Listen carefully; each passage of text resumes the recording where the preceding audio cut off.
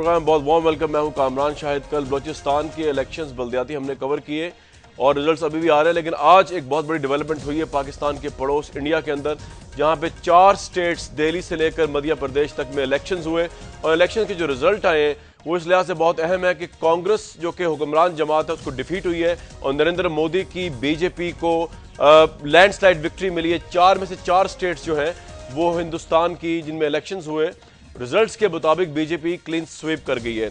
इन results का पाकिस्तान में बहुत असर है, हम इस पर बात करेंगे, लेकिन पहले आपको ब्रीफली बता दूं कि जो 4 स्टेट जहां पे ये इलेक्शंस हुए उनमें मध्य प्रदेश, दिल्ली, राजस्थान और चट्टागढ़ के एरियाज की स्टेट्स थी। और इसके अंदर जिस तरह आप देख सकते हैं कि मध्य प्रदेश में बीजेपी ने 158 वोट्स लिए, कांग्रेस 63 के साथ दूसरे नंबर। राजस्थान में बीजेपी 161, कांग्रेस 63, दिल्ली में बीजेपी 33 और कांग्रेस जो है 8। तो 4 स्टेट्स के अंदर जो है वो क्लीन स्वीप के बाद लग ऐसा रहा है कि अब हिंदुस्तान के नेक्स्ट प्राइम मिनिस्टर शायद नरेंद्र मोदी हों। नरेंद्र मोदी के बारे में अमेरिका में पिछली दफा खबर आई थी, वो वीज़ा देने से इनकार कर दिया गया था गुजरात राइट्स के हवाले से। पाकिस्तान में लोग उनको 2-3 लिहाज से जानते हैं। अगर मैं आपसे उनका तारुफ कराऊं तो नरेंद्र मोदी को पहले तो एसेंशियली पाकिस्तान में जाना जाता है कि मुबैना तौर पर जो इन्वॉल्व थे गुजरात के हज़ारों लोगों के कत्लेआम के अंदर, सैकड़ों लोगों के कत्लेआम के अंदर, और उस हवाले से उनसे जब रिसेंटली भी पूछा गया मुसलमानों की प्लाइट के हवाले से, वहाँ के लोगों की मौत के हवाले से, तो उन्होंने जो सवाल का जवाब दिया वो आपके सामने है। हम चाह रहे हैं आपको अंदाज़ा हो कि अगर नरेंद्र मोदी हिंदुस्तान के प्राइम मिनिस्टर बनते हैं तो पाकिस्तान और इंडिया के ताल्लुकात जो है वो किस तरफ जा सकते हैं, कि जंग की तरफ जाएंगे या वाजपेयी साहब की तरह ऐलान लाहौर होगा। इस पर बात करेंगे, लेकिन पहले बताना चाहेंगे आपको कि किस तरह का इमेज है पाकिस्तान में नरेंद्र मोदी साहब का, ये सुनिए। कोई भी व्यक्ति, हम अगर कार चला रहे हैं, अब वी आर अ ड्राइवर और कोई ड्राइव कर रहा है और हम पीछे बैठे, फिर भी एक छोटा कुत्ते का बच्चा भी अगर कार के नीचे आ जाता है तो हमें पेन फील होता है कि नहीं? होता है।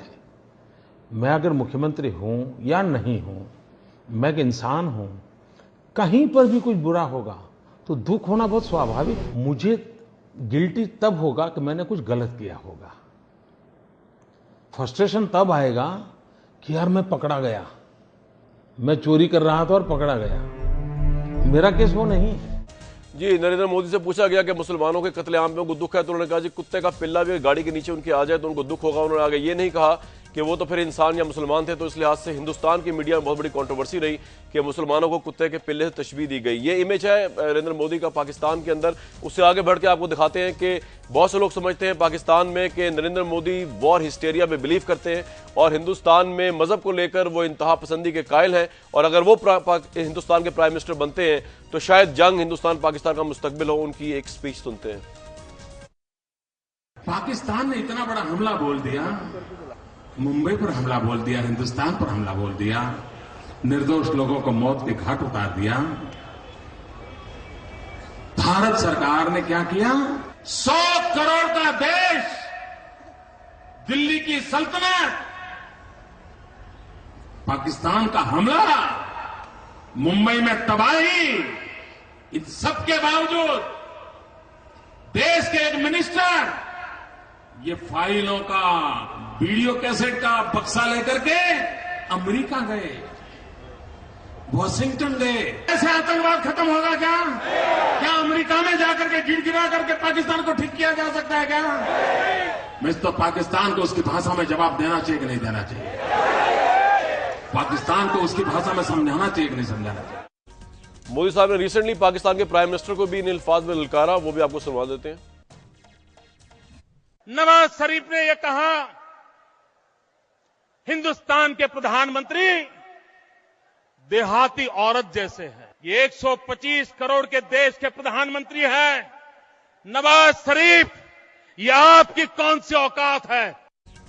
जी, पाकिस्तान की औकात ही क्या हिंदुस्तान के आगे, ये इस तरह की स्पीचेस के बारे में बहुत मशहूर हैं। दिलीप तिवाड़ी हमारे साथ मौजूद है, रिपोर्टर है जी न्यूज़ के। दिलीप तिवाड़ी जी, बहुत वार्म वेलकम आपको इस शो के अंदर। मुझे बताइए कि जो इलेक्शंस के रिजल्ट्स आए हैं 4 स्टेट्स के अंदर, 5वीं का कल तक शायद आ जाएगा, ये इस ट्रेंड की बेस पे हम कह सकते हैं कि Narendra Modi will be the next prime minister of India? Kamran साहब, सबसे पहले मैं आपसे एक चीज साफ यहाँ करना चाहता हूँ कि इस वक्त जो इलेक्शन के रिजल्ट हैं वो अगर आप इसको इस तरीके से लें कि ये कांग्रेस के खिलाफ ज्यादा है, सेंट्रल गवर्नमेंट की जो नीतियां हैं उनके खिलाफ ज्यादा है अगर इसके कि नरेंद्र मोदी के पक्ष में लैंडस्लाइड विक्ट्री हुई है, ऐसा यहाँ पर एक आकलन है, ऐसा एक एनालिसिस है। दूसरी बात मैं आपको बता दूं कि जहां तक सवाल इन 4 स्टेट्स का है, तो 2 स्टेट्स में बीजेपी ने अपनी हुकूमत है वो रिटेन की है, यानी मध्य प्रदेश और छत्तीसगढ़ में उनके चीफ मिनिस्टर्स ने हैट्रिक बनाई है, शिवराज सिंह चौहान और रमन सिंह ने। और एक जो सबसे अहम जो किरदार यहाँ पर उभर कर सामने आया वो है आम आदमी पार्टी, जिसने दिल्ली में यूपीए सरकार की नाक के नीचे उनकी मुख्यमंत्री तक को हरा दिया। अरविंद केजरीवाल जो उस पार्टी के मुखिया तो तिवारी जी, हम ये कह सकते हैं कि मोदी जी जो है वो नेक्स्ट प्राइम मिनिस्टर होंगे इस इलेक्शन के रिजल्ट की बेस पे? देखिए, अभी बहुत जल्दबाजियों की कामरान साहब, बहुत से फैक्टर्स हैं, बहुत देश हिंदुस्तान बहुत बड़ा है, अलग अलग पार्टियां अलग अलग स्टेट्स में हुकूमत करती है। खासतौर पर आप वेस्ट बंगाल की बात करेंगे, आप तमिलनाडु की बात करेंगे, आप कर्नाटक की अगर आप बात करेंगे, आप नॉर्थ ईस्ट के इलाकों की बात करेंगे, तो जब आपको हिंदुस्तान में हुकूमत करनी है तो आपको पूरे देश में आपका प्रभाव होना चाहिए।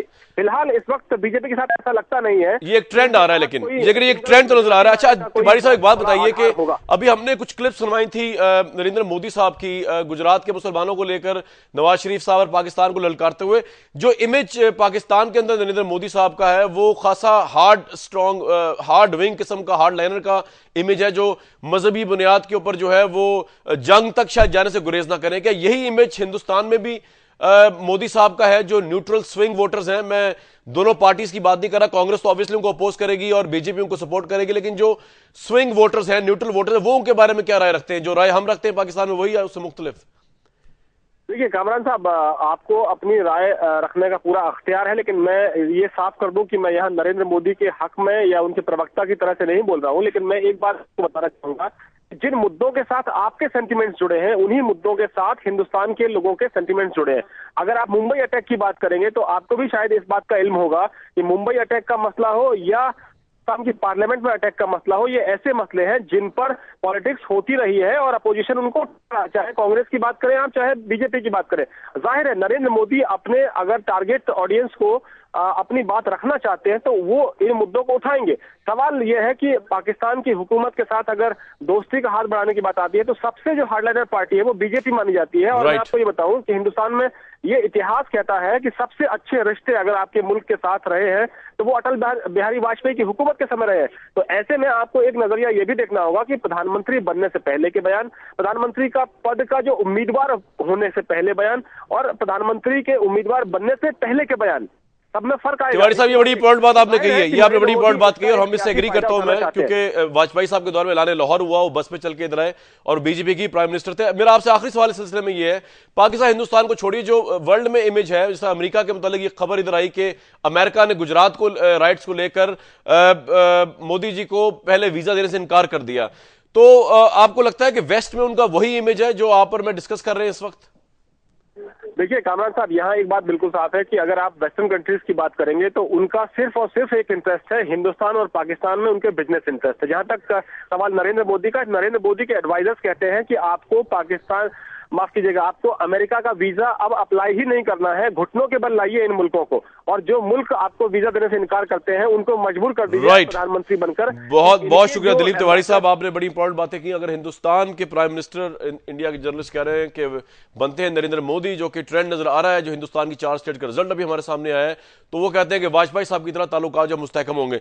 व्यूअर्स, एक और बहुत बड़ी डेवलपमेंट आपको लेकर जाना चाहेंगे लंदन में, लेकिन उससे पहले हमारे साथ मौजूद हैं एमक्यूएम के नबील कबूल, और उनसे जानना चाहेंगे कि जो मनी लॉन्ड्रिंग केस के हवाले से अफवाहें उठ रही हैं, एमक्यूएम के हवाले से इंतशार की जो बातें उठ रही हैं कि शायद स्प्लिट हो रहा है, 35-40 लोग एमक्यूएम छोड़ के जा रहे हैं, उनमें कहीं नबील कबूल साहब भी तो शामिल नहीं है, इनसे पूछ लेते हैं। और उसके बाद वो लंदन भी लेके जाएंगे, वहां से डायरेक्ट हमारे रिपोर्टर रिपोर्ट करेंगे कि बेसिकली जो गवर्नर सिंध जा चुके हैं इस वक्त लंदन के अंदर, हंगामी तौर पर फारूक सत्तार साहब जा चुके हैं, इनकी वजूहात क्या हैं। नबील कबूल साहब, ये खबरें महज कियास आराइयां हैं या वाकईतन एमक्यूएम जो है वो इस वक्त पॉलिटिकल स्प्लिट का शिकार है और 30-35 लोग मुस्तफा कमाल समेत छोड़ना चाहते हैं एमक्यूएम को? देखिए, मैं कामरान एक बात बताऊं कि जब से एमक्यूएम वजूद में आई है और जो मेरा एक एक्सपीरियंस रहा है सियासत के अंदर, कि ये जो रूमर्स मिल है ना, ये बहुत ही ज्यादा जो है स्ट्रांग उस वक्त काम करती है जब अगली पार्टी या अगली जो भी जो जमात है वो इतनी स्ट्रांग होती है, उसके अंदर इतनी यूनिफिकेशन होती है, तभी काम करती है। एमक्यूएम के बारे में तो ये पहले भी बहुत दफा ये बातें हुई हैं, लेकिन मैंने एक चीज देखा है कि एमक्यूएम के जितने भी कारकुन हैं, जितने वर्कर्स हैं, वो सिर्फ अपने लीडरशिप को अल्ताफ भाई की तरफ देखते हैं। जो सेकंड टायर लीडरशिप है वो उसकी तरफ नहीं देखते हैं। वो सिर्फ एक ही उनकी रूहानी जो मोहब्बत है वो उन वर्कर्स में नजर आती है। तो ये सिर्फ ठीक है, मेरे साथ रहिएगा नबील कबूल साहब, आपने ये पॉइंट दिया, मेरे साथ रहिएगा। अदर जावेद साहब हमारे रिपोर्टर हैं, लंदन से रिपोर्ट करते रहे मनी लॉन्ड्रिंग केस को भी। अदर साहब ये बताइए कि क्या ये महज कियास राइयां हैं, या जिस तरह नबील कबूल साहब कह रहे हैं कि एमक्यूएम के हर वर्कर को जो है अल्ताफ हुसैन साहब से रूहानी मोहब्बत है, तो जब रूहानी मोहब्बत है तो फिर ये सवाल ही किस तरह पैदा होता है कि 25-30 लोग जो है वो एमक्यूएम छोड़ जाए या एमक्यूएम डिवाइड हो जाए? अदर साहब जी, कामरान साहब, बेसिकली सूरत हाल ये है कि जो यहाँ पर पिछले 7-8 महीने में वाकयात पेश आए हैं, जो क्रिमिनल इन्वेस्टिगेशंस चल रही हैं एमक्यूएम की क़यादत के खिलाफ, और उन चीजों ने काफी, जो यहाँ पर वर्कर्स को तो रूहानी मोहब्बत है, वो अपने कायद के साथ बिल्कुल वालियाना मोहब्बत रखते हैं, लेकिन जो पार्टी लीडरशिप है उसमें डिवीजन एक बहुत वाज़े तौर पर सामने आई है। हमारे जो सोर्सेज हैं जो पिछले 7-8 माह में हमें बता रहे हैं कि यहाँ तक कहा गया है कायदे तरीक अल्ताफ हुसैन को चंद पार्टी रहनुमा उनकी तरफ से कि अब वो आराम करें और क़यादत किसी और के सुपुर्द करें। यही वजूहात थी कि एक अचानक पार्टी लीडरशिप को लंदन भी तलब किया गया, स्टेटमेंट भी दी गई, और इसके अलावा जो गुज़िश्ता दिनों 3-4 दिन पहले 2 गिरफ्तारियां हुई हैं एमक्यूएम के अहम रहनुमाओं की यहाँ पर मनी लॉन्ड्रिंग केस में, वो केस भी आगे बढ़ता हुआ अब नजर आ रहा है। उसमें भी काफी डेवलपमेंट हो चुकी है, क्योंकि एक बहुत ही अहम रहनुमा जो तारिक मीर साहब हैं, उनके खिलाफ इन्वेस्टिगेशन चल रही थी और पुलिस को इनफ एविडेंस मिल गए इसमें कि उनको गिरफ्तार किया। तो आप अजहर साहब ये समझते हैं कि मनी लॉन्ड्रिंग केस ने जो है वो एमक्यूएम में दरार डाल दी है, कुछ लोग जो है उसकी वजह से उसको छोड़ना चाह रहे हैं? एमक्यूएम, ये जो मनी लॉन्ड्रिंग केस है ये भी एक फैक्टर है, लेकिन हमें ये मद्देनजर रखना चाहिए कि जब पार्टी लीडरशिप पर इल्जामात होते हैं, और खास तौर पर जो एक वाकया 9/0 पे पेश है, उसके बाद भी काफी पार्टी जो रहनुमा थे वो डिसहार्ट हुए, और वो ठीक है, मेरे साथ ही रहिएगा। Nabeel Qabool sahab, would you like to comment on that? वो कह रहे हैं कि बहुत से पार्टी के अहम लोगों ने एमक्यूएम के अल्ताफ हुसैन साहब को मशवरा दिया कि अब आप रेस्ट करें। नहीं, ये टोटली बेसलेस है, गलत बात है, ऐसी कोई बात नहीं है। और मैं समझता हूँ जो आपके जो कॉरेस्पॉन्डेंट हैं या कोई भी दूसरा भी रिपोर्टर जो भी इस तरह की बातें करते हैं, वो महज जो है वो सोर्सेज की बुनियाद पर ये बातें कर रहे हैं। अगर ऐसी कोई बात है तो वो एविडेंस लेकर आए। ये जो आप मनी लॉन्ड्रिंग केस की बात कर रहे हैं, इस तरह की केसेस तो आपको पता है बहुत सारी चलती रहती है, लेकिन उस केसेस के इन केसेस का ये मतलब नहीं है कि पार्टी के अंदर। लेकिन नबील साहब, लेकिन जिस तरह मुस्तफा कमाल साहब अनीस कायम खानी जिस तरह छोड़ के गए पार्टी को, तो वो भी तो इंडिकेट करता है कि शायद पार्टी के अंदर डिस्टर्बेंस जारी है। नहीं, छोड़कर कोई नहीं गया। मुस्तफा कमाल, अनीस कायम खानी भी नहीं छोड़ गए। मुस्तफा कमाल जो है उसके कुछ अपने प्रॉब्लम्स हैं, उनकी जो है वाइफ की तबीयत खराब है, उस सिलसिले में बाहर है, वो वापस आ जाएंगे। छोड़कर कोई नहीं गया। और मैं ये जरूर आपको बता दूं, ये सिर्फ और सिर्फ जो है मीडिया के एक मीडिया चैनल ने इस इशू को उठाया, बाकी ने फॉलो किया, तो कम से कम आप लोग अपने सोर्सेज को। अजहर साहब, आपके सोर्सेज ठीक नहीं है, नबील कबूल साहब कह रहे हैं आप बिला वजह फॉलो कर रहे हैं दूसरे चैनल्स को। कामरान साहब, मेरा ख्याल है पिछले 7-8 महीने में हमें यही कहा गया कि हम बेसलेस स्टोरीज दे रहे हैं, लेकिन आपके सामने है कि एमक्यूएम के एक बहुत ही सीनियर रहनुमा तारिक मीर साहब, जो तमाम अकाउंट के मामलात भी संभालते हैं, उनकी गिरफ्तारी भी हुई। आप ये देखें ना कि हम पे बेसलेस के इल्जाम लगा रहे हैं, लेकिन जो हकीकत है वो जो मुकदमा चल रहे, हम नहीं कह रहे, ये लंदन पुलिस कह रही है। ये तो मतलब नहीं अजहर जावेद साहब, जी नबील साहब को कमेंट ले लें। जावेद साहब, इसका ये तो मतलब नहीं है कि पार्टी में स्प्लिट हो। अगर किसी के खिलाफ इंक्वायरी चल रही है, इस तरह तो मेरे खिलाफ भी मर्डर चार्जेस लगाए गए, इस तरह मेरे ऊपर भी बहुत सारी इंक्वायरीज हो रही है। इसका ये तो मतलब नहीं है कि पार्टी के अंदर स्प्लिट आ गया है। ये चीजें देखें ना, ये चीजें जब तक आप इसको कंफर्म नहीं करें, मीडिया को उछालना। बहुत शुक्रिया नबील कबूल साहब और जावेद साहब ऐसा मौजूद थे। व्यूअर्स, एमक्यूएम के हवाले से अहम तीन डेवलपमेंट इसको हमने आपके सामने रख दिया। प्रोग्राम में ब्रेक पे जाएंगे, जब वापस आएंगे तो कल प्राइम मिनिस्टर ने यूथ के लोन का और कर्जों के इजरा का ऐलान किया है। उसमें बहुत से सवालात हैं जो जवाब तलब है। आज पाकिस्तान की 3 पार्टीज की फीमेल पार्लियामेंटेरियन से हम वो सवाल उठाएंगे, क्योंकि वो स्टेक होल्डर है उसके अंदर, और जानने की कोशिश करेंगे कि इस यूथ लोन प्लान के अंदर जो है वो लूप होल्स अगर हैं तो वो कहाँ पर है, और अगर ट्रांसपेरेंसी है तो वो कहाँ पर है। इसमें क्रिटिकल जायजा लेंगे प्राइम मिनिस्टर यूथ प्लान के ऊपर, लोन प्लान के ऊपर। वापस आते हैं एक ब्रेक के बाद।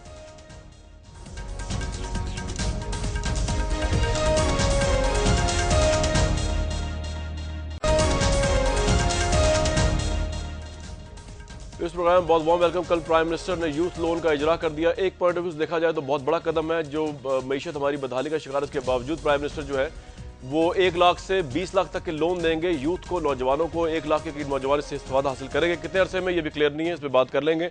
लेकिन दूसरी तरफ से लोग कहते हैं कि जिस मुल्क के एनर्जी क्राइसिस हो और जहाँ पे इंडस्ट्री ठप हो गई हो, वहाँ पे यूथ नया कारोबार क्या करेगी? पहले तो उस इंडस्ट्री को एनर्जी क्राइसिस के बहरान से निकाल कर अपने कदमों पर खड़ा किया जाए, उसके बाद आगे जाया जाए। इन तमाम चीज़ों पर प्रोस एंड कॉन्स बात करेंगे।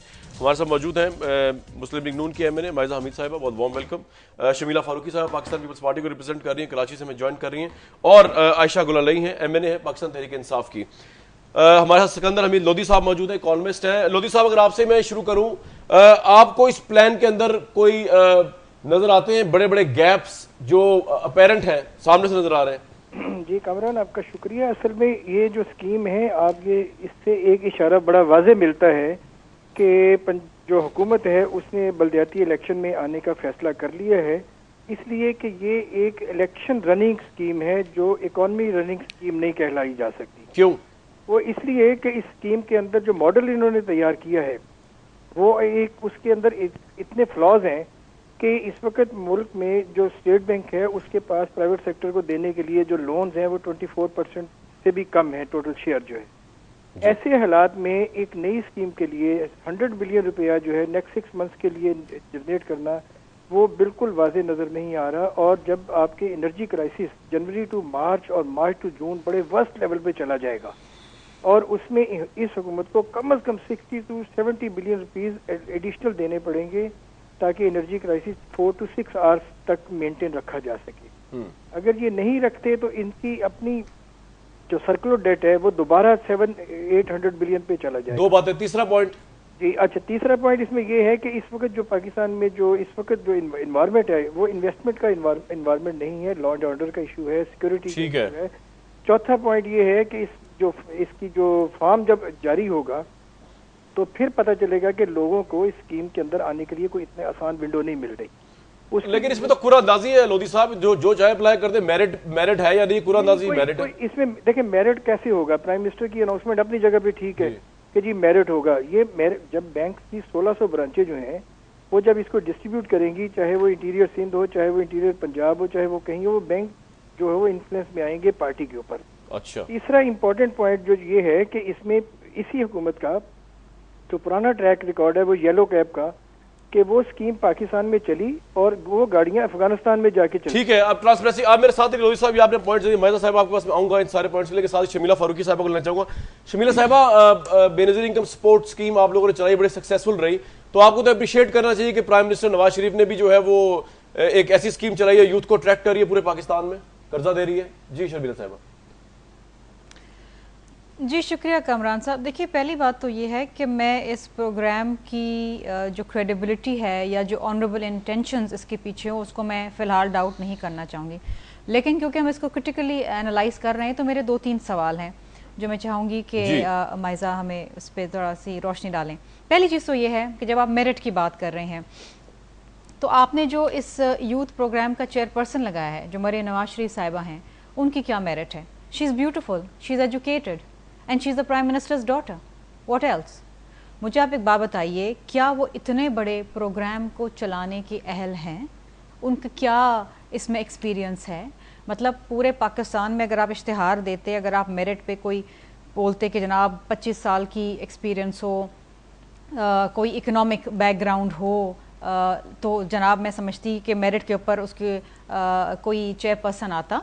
लेकिन बात यह है कि आपने कहा कि अपनी बेटी को लगा दो, उसके बाद आपने ये कहा कल तकरीर के अंदर कि not even myself will be able to force the award process. लेकिन आपकी तो अपनी बेटी बैठी है ना, ये कोई इत्तेफाक फाउंड्री का पैसा तो है नहीं, पब्लिक मनी है, 100 बिलियन रुपीज़, 100 बिलियन रुपीज़, और आपने अपनी साहबजादी को उसके ऊपर लगा दिया। दूसरी चीज़ ये है कि इस प्रोग्राम में अप्लाई करने के लिए 3 क्राइटेरिया रखे गए। पहली चीज़ ये कि आपका पाकिस्तानी होना ज़रूरी है, वेल एंड गुड। दूसरी चीज़ ये कि आपके पास कंप्यूटराइज CNIC होना ज़रूरी है। तीसरी चीज़ ये कि आपके पास एक गारंटर होना ज़रूरी है। वो गरीब आदमी जो 1 लाख रुपए का लोन लेने आएगा या 5 लाख का लेने आएगा, 15वें ग्रेड का गारंटर चाहिए, गारंटर कहाँ से लाएगा? 15वें ग्रेड का कम से कम गारंटर चाहिए। वो कहाँ से लाए, वो कहाँ से लाए, 1.5 टाइम्स ऊपर उसने देनी है प्लेज गारंटर ने, जो लोन से 1.5 टाइम्स ऊपर। एग्जैक्टली तो ये 3 सवाल आपके, ठीक है शबीला, आप लेने आ रहा है नहीं, इसके बहुत सारे सवाल हैं। अच्छा, मैं 3 का जवाब दे दूं, माइजा हमीद को तो आपने चारों तरफ से घेर दिया। 2 लाख रुपए लोन लेने आता है जी, नहीं देखिए ये सवाल है ना, ये सवाल उठेंगे। पूरी जो ये प्रोसेस है, अवार्ड का प्रोसेस है, इसकी मेरिट पे पर सवाल निशान तो आता है ना कि जनाब आपने अपनी साहबजादी को लगा दिया, पूरे पाकिस्तान में आपको और कोई नजर नहीं आया।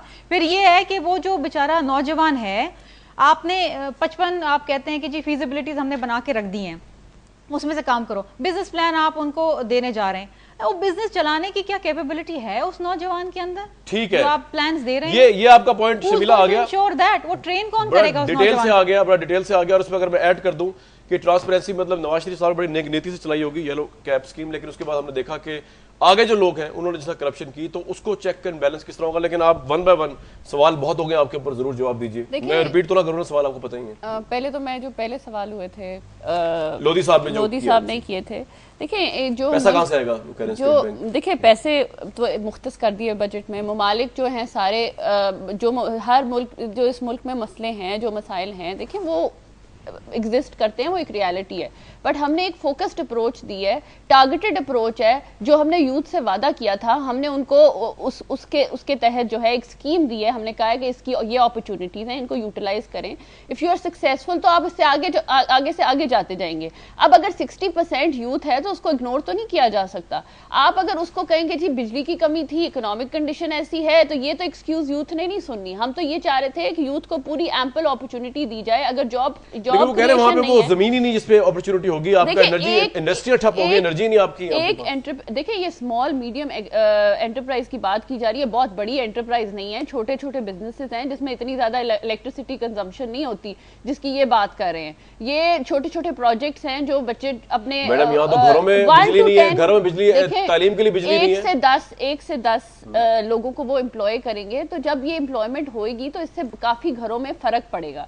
तो ये एक प्रोजेक्ट है जिसमें जो गारंटी आपने रखा है बीच में, वो एक गरीब नौजवान जो है जो 1 लाख या 20 लाख कर्जा लेने जा रहा है, उसे गारंटर कहां से मिलेगा? देखिए गारंटर ट्रस्ट कौन करेगा? गारंटर तो चाहिए होगा ना। और हमने बड़ी आसान किस्तें रखी हैं, और हमने पहले साल में हमने उनको कोई हमने उनसे पैसे मांगे नहीं है। हमने कहा है कि साल आप बिजनेस चलाएं, अगर वो सक्सेसफुल लेकिन आपकी कर्जा जो आप कर्जा माइजा दे रही है ना, वो तो आप दे रही है गारंटर की बेस पे। गारंटर कौन होगा? देखिए जी गारंटर, मैंने कहा ना कि जिस बंदे ने साथ, आप बैंक को तो नहीं, आप इस तरह तो नहीं ना आप लोन दे सकते, गारंटर तो चाहिए होगा। गारंटर फिर आपने ये भी लिखा है कि जो है बेसिकली जो हुकूमत जो सब्सिडी दे रही है सूद के ऊपर, वो भी चेंज हो सकती है।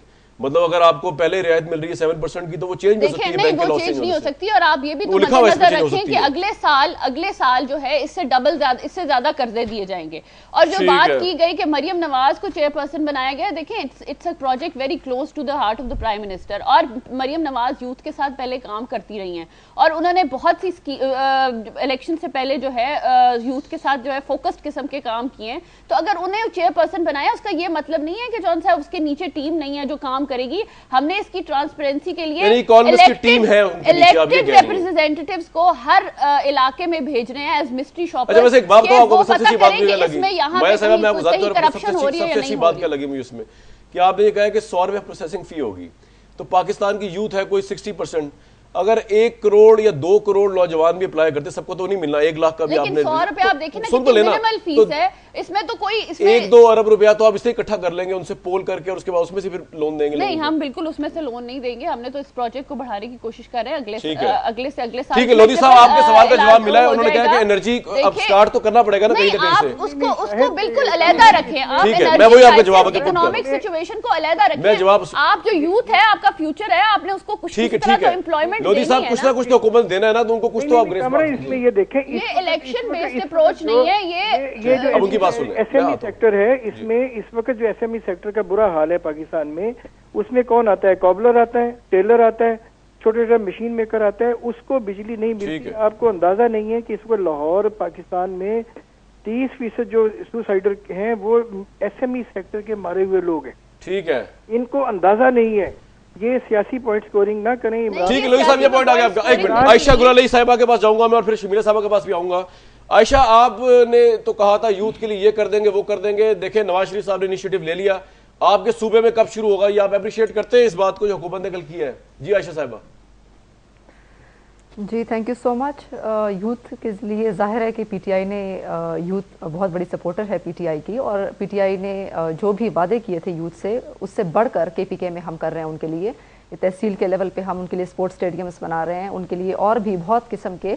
और ये सिर्फ यहाँ पे तो ये है कि बल्दियाती इंतखाबात जब भी आ जाते हैं, आम इंतखाबात होते हैं, उससे पहले या तो मेट्रो बस शुरू हो जाती है या लैपटॉप स्कीम शुरू हो जाती है, और अभी बल्दियाती इंतखाबात के हवाले से मेरे एक भाई ने कहा, तो ये बिल्कुल हकीकी बात है कि बल्दियाती इंतखाबात के हवाले से एक पॉलिटिकल टैक्टिक है दोबारा यूथ लेकिन आपने क्या किया अभी तक सूबे में? आयशा ये बताइए ना, आपने क्या किया सूबे में यूथ के लिए अभी तक? जी देखिए, हमने यूथ के लिए मुख्तलिफ लेवल पे इसी किस्म के हमने स्कीम्स शुरू किए हैं जिसमें हम उनको एम्पावर करना चाहते हैं, लेकिन हमारा मकसद ये नहीं था। हम तो जब गवर्नमेंट से जैसे ही गवर्नमेंट में आए हमने वो तमाम तर स्कीम्स शुरू किए। ये नहीं कि बल्दियाती इंतखाबात के आते ही हमने ये काम जो है वो शुरू किया। तो क्या कोई स्कीम सामने आई है आपकी जो सूद या बिला सूद कर्जे दे रहे हैं? आप कुछ लेकिन मैं आपको बताऊं, जी उसमें हम कॉम्प्रिहेंसिव हमारा एक पैकेज है, उसमें यूथ को हम 2-2 लाख के कर्जे भी दे रहे हैं, 50,000 के भी कर्जे दे रहे हैं, और इसके अलावा मुख्तलिफ लेवल। कब से ये हमने बजट में अनाउंसमेंट की है, और इसमें हमने बाकायदा खवातीन के लिए भी बहुत बड़ा कोटा रखा है,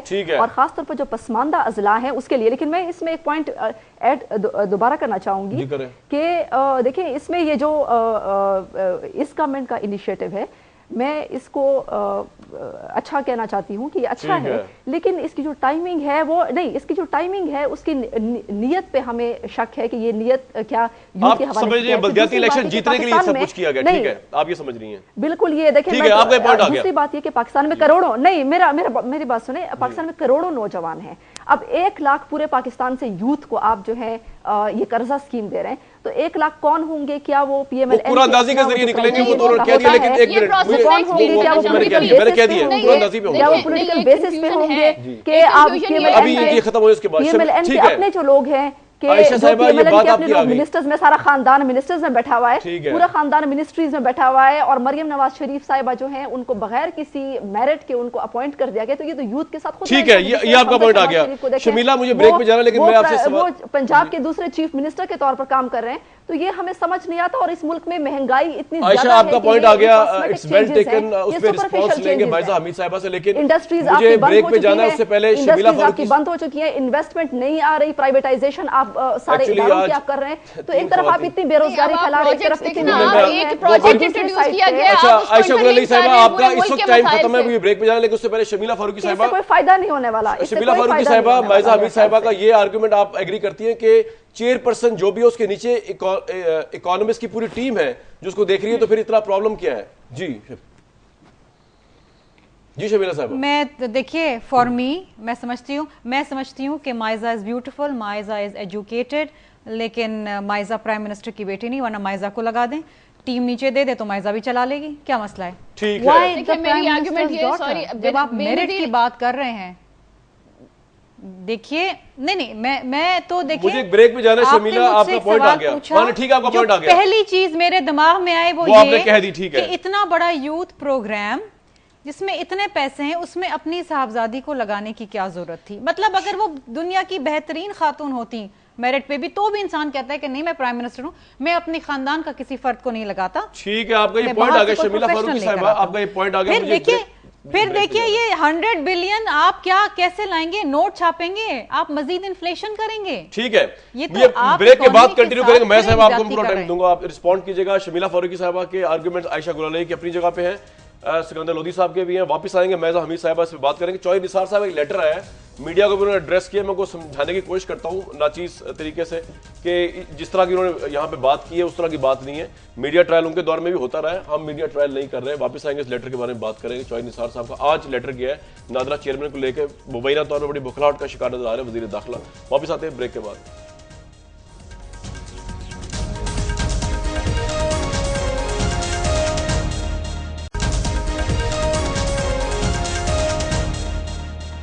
प्रोग्राम बहुत वार्म वेलकम। माया साहिबा, जो रिस्पॉन्ड कर दीजिए, इतने ज्यादा इल्जामात लगा दिए ओपोनेंट्स ने आप पे। देखिए, इल्जामात तो इसलिए लग रहे हैं क्योंकि प्रोजेक्ट बहुत अच्छा है और ये प्रो पुअर प्रोजेक्ट है, इसका कोई प्रो प्रॉफिट मोटिव नहीं है। एज फार एज जो नाम की बात की जा रही है, देखिए बेनजीर इनकम सपोर्ट प्रोग्राम है, मेरे लिए बहुत मोहतरम है, पार्टी की लीडर है, लेकिन नाम तो उनका भी जो है यूज किया गया एक इसके लिए। यहाँ तो पीएम यूथ स्कीम है।